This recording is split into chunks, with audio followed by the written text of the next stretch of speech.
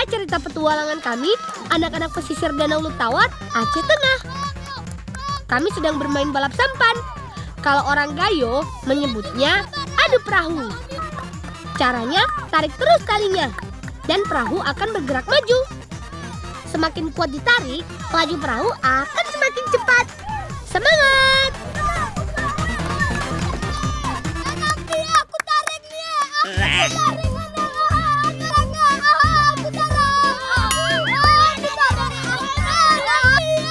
Tapi tidak boleh ceroboh ya. Di permainan kedua semua pemain harus naik ke perahu. Jangan ketinggalan seperti tim lawan. Beruntung perairan Pantai Rawi siang ini sedang bersahabat. Jadi kami pun makin asik bermainnya. Ayo, sedikit lagi kawan. Hore, kami sampai lebih cepat. Dan kami juaranya. Gimana sih kami? Seru kan? Hehehe. Oh iya teman, sudah bukan rahasia lagi kalau danau kebanggaan orang Gayo ini kaya beragam jenis ikan. Tak hanya ikan keramba, tapi ada satu lagi yang sejak lama sudah menjadi idola. Namanya ikan depi.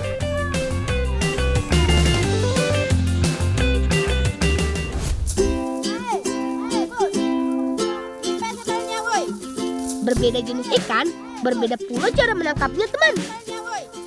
Pengen tahu? Yuk ikut kami. Orang Gayo menyebut tanaman ini serule. Mirip sekali dengan jahe dan kunyit. Tapi serule punya batang yang lebih tinggi dan daun yang lebih besar. Bibiku bilang serule sangat cocok untuk atap alat tangkap ikan depik. Nah, teman di rumah pasti penasaran kan? Kenapa alat tangkap harus memakai atap? Lang, ini ngedelen lang. Tak tahu lah mite kah? Entah. Tah, main miok pai hoy. Sabar ya, nanti ku kasih tahu deh.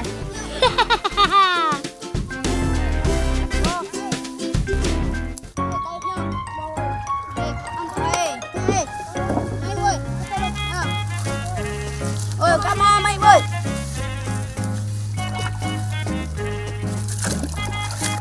Nah, ini namanya Didison.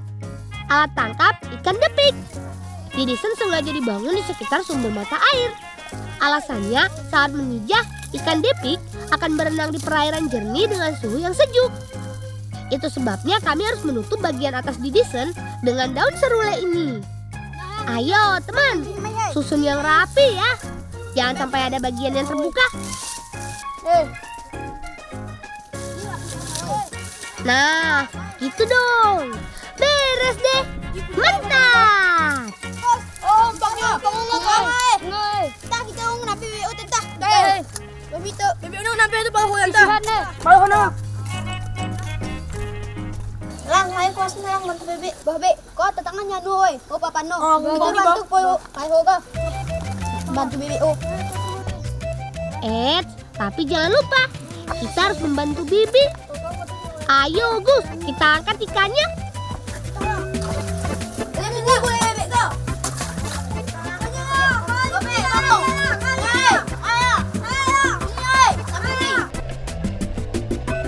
Ini dia teman, ikan khas dari Danau Lutawar, Aceh Tengah. Iya, inilah si ikan depi. Bentuk dan ukurannya sangat mirip dengan ikan teri. Hanya saja mereka berbeda habitat. Ikan depik menyukai perairan tawar yang jernih dan bebas dari sampah. Tak heran kalau banyak yang bilang ikan depik adalah penanda perairan yang sehat. Asik, dapat banyak kita. Oh iya, biar lagi puasa, tapi kami masih semangat loh. Koko digo. Oh, di woi. Ya jago kau jago. Woi. Pulang mainnya kumaha nih. Biar bersih mah, Babe. Biar bersih mah, Babe. Itu tangan deh. Teman-teman di rumah bagaimana? Harus semangat ya.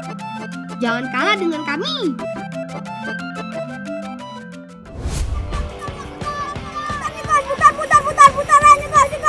Mulai. Ayo. Semangat teman. Keseruan kami ini namanya main Yutoma. permainan ketangkasan ini sangat asik karena bisa melatih bibis atau kecepatan gerak. Setelah berhasil mendapatkan tomat, pemain harus beradu cepat untuk menerobos dan melompati bambu. Tapi tomat di atas Niu tidak boleh jatuh ya. Peraturannya kalau sampai jatuh, permainan harus diulang. Selanjutnya, Niu berisi tomat harus dibawa dengan naik tandu sampai di garis finish. Permainan belum selesai. Satu pemain belum cukup untuk menentukan siapa juaranya. Jadi, mari kita lanjutkan ke pemain kedua. Persaingan makin sengit. Kami harus tetap fokus dan tetap kompak.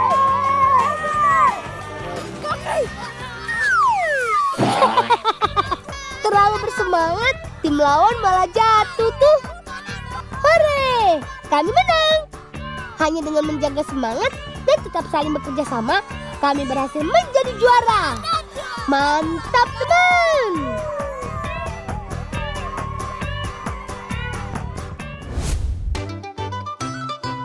Tak hanya pemandangan indah, daratan pesisir Danau Lutawar ini juga dianugerahi tanah yang subur. Beragam jenis tanaman bernilai ekonomi tinggi tumbuh dengan baik, seperti tomat misalnya. Yuk teman, ikut kami membantu kakak dan bibiku panen buah tomat. Bibiku ini adalah petani yang hebat. Bibi dan beberapa warga lainnya tekun dalam mengolah lahan persawahan. Tak hanya untuk padi, tapi juga untuk menanam buah tomat. Hasilnya ini dia. Tanaman tomat berbuah setelah 3 bulan ditanam. Panen kedua dan ketiga berselang kurang lebih 15 hari saja. Itu artinya cukup sekali menanam, buah tomat bisa dipanen beberapa kali.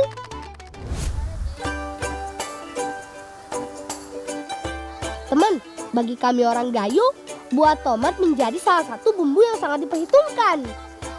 Kurang lengkap rasanya masakan khas Gayo tanpa tomat. Cecah dibuat dari bumbu dapur seperti cabai, bawang merah, bawang putih, asam sunyi, serta jeruk nipis dan tomat. Untuk menambah sensasi segar dan membuatnya mudah dihaluskan, buah tomat dibakar terlebih dulu.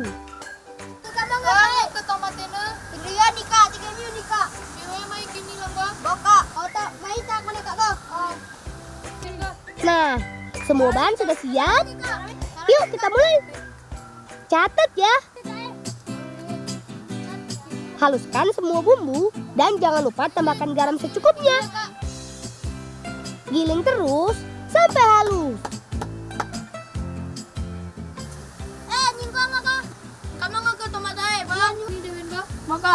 Iya, makan buah tomat saat berbuka puasa juga dianjurkan loh. Selain berkhasiat dan banyak nutrisi, tomat juga mampu meningkatkan sistem kekebalan tubuh karena banyak mengandung vitamin A dan C.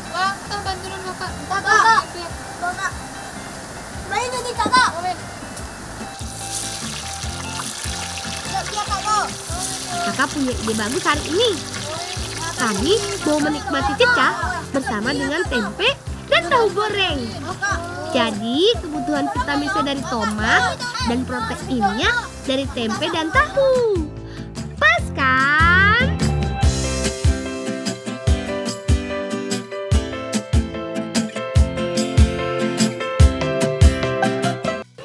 Siap meluncur? 1, 2, 3.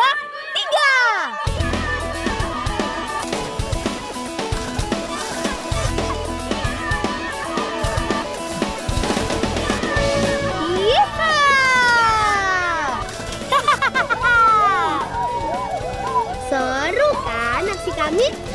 Teman di rumah ada yang mau ikut main bareng? Ayo sini. Tapi harus siap kotor dan basah-basahan ya. Seluncuran kita mengarah ke sungai. Jadi dipastikan nyebur.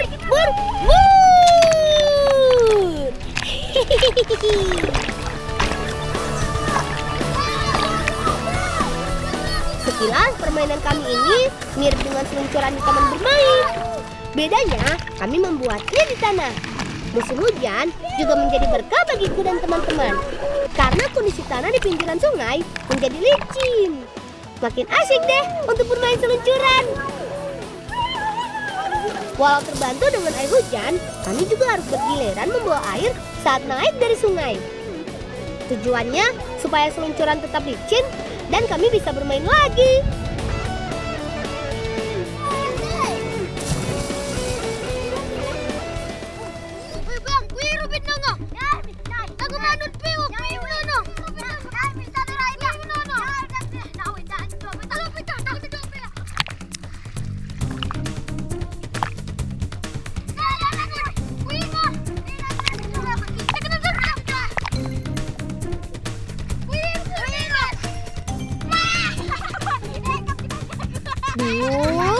Andi ini bikin aku panik saja deh.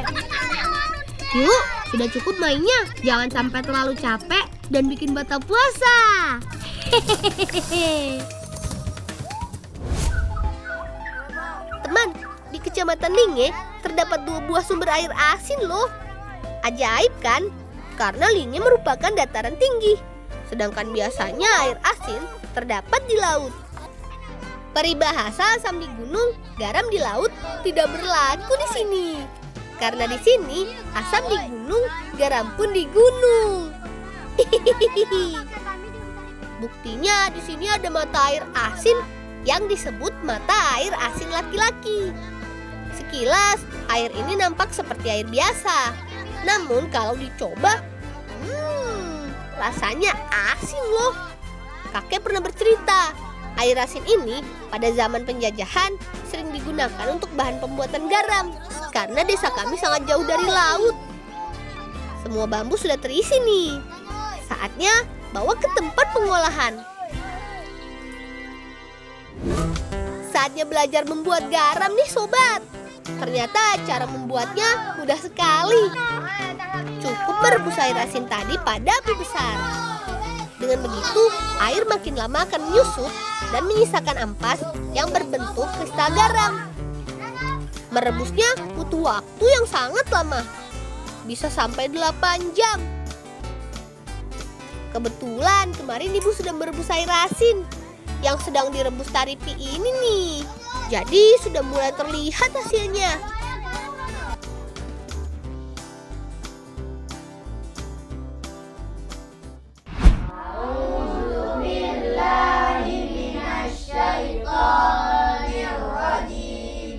Sore menjelang, kami anak-anak Gampong Nusa Lokna punya kegiatan rutin, yakni mengaji. Kata ibu, penting sekali untuk belajar agama sejak kecil. Ini untuk bekal kami besar nanti.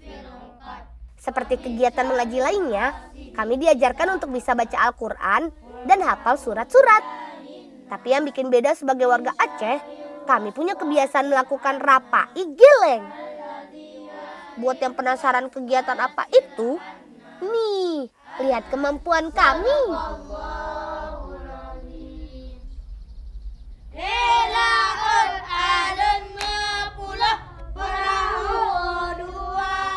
Rapai geleng termasuk tradisi tarian dari Aceh. Rapai geleng dibawakan anak laki-laki berjumlah ganjil. Bedanya dengan saman, rapai geleng dilakukan 2 cara. Tarian dengan bernyanyi dan gabungan tarian, bernyanyi, dan bermain rebana. Yang kami lakukan sekarang pakai cara pertama, yaitu gabungan tarian dan bernyanyi. Kegiatan ini kami lakukan setelah mengaji.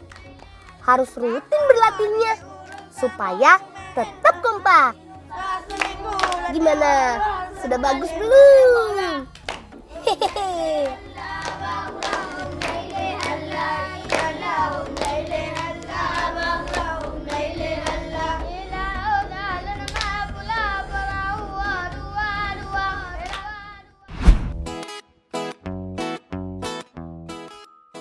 Setelah mengaji, saatnya kita menyiapkan hidangan untuk berbuka puasa. Ayo jebak ikannya teman-teman. Kami biasa cari ikan dengan legom. Bentuk bulat pada alat tradisional ini memudahkan kami untuk mengambilnya. Karena ikan akan terjebak di dalam legom. Makanya dibuatkan lubang di atasnya untuk mengecek ikan yang sudah terperangkap. Tenang kamu. Aku tahu kakak pasti senang ikut ambil ikan. Daripada nanti ngomel karena tadi ajak, lebih baik aku panggil sekalian. Lebih rame, lebih seru kan? Sekitar sawah yang sedang panen ini memang terdapat kubangan air. Disitulah ikan-ikan rawa hidup. Kami tidak tahu peruntungan kami ada di ikan jenis apa kali ini. Negom yang kami pakai terbuat dari bambu. Ujung-ujungnya dibuat runcing supaya negom kuat menancap. Ibu meminta kami cari dengan menyebar. Mudah-mudahan dapat banyak. Hore! Satu persatu kami dapat juga. Kali ini kami dapat ikan gabus nih. Alhamdulillah. Pas sekali. Nanti aku minta kakak masak gabus khas Aceh. Dijamin kalian yang melihat nanti pada penasaran ingin coba. Hehehe. Ayo kak, kita bawa untuk dimasak.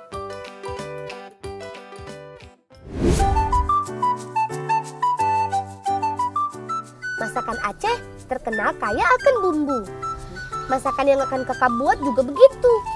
Apalagi ikannya jenis gabus. Jangan sampai amisnya tertinggal waktu memasak. Oh iya, aku lupa kasih tahu. Kakak dan wargaku menyebut makanan ini dengan nama engkut paya. Engkut dalam bahasa Aceh berarti ikan. Sedangkan paya memiliki arti lumpur. Kakak pakai aneka macam bumbu dapur seperti kunyit, bawang merah dan putih, ketumbar, cabai yang dihaluskan dulu. Uniknya lagi, masakan ini pakai potongan pisang muda segala loh sebagai campurannya. Oh iya, kakak sengaja nih mencampurnya sebelum ikan ditaruh di atas api.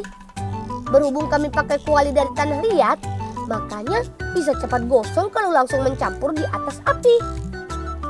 Bumbu-bumbu itu ampuh mengurangi amis loh. Dan masih ada bumbu lainnya. Biar segar, kakak tambah perasan jeruk di dalamnya. Masak deh.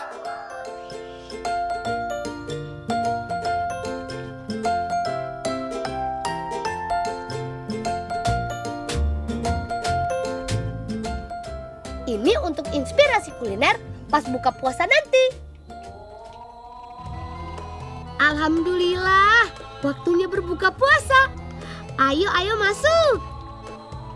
Kak baca doa lewat sebelum makan. Toh pimpin doa. Ya, tak baca doa ya. Ya, Kak. Ikan gabus kaya akan manfaat. Nggak cuma berkhasiat untuk menyembuhkan luka supaya cepat kering, makan ikan gabus saat puasa meningkatkan daya tahan tubuh supaya nggak gampang sakit. Jadi, jangan ragu makan ikan saat Ramadan ya. Selamat berpuasa. Salam baca petualangan.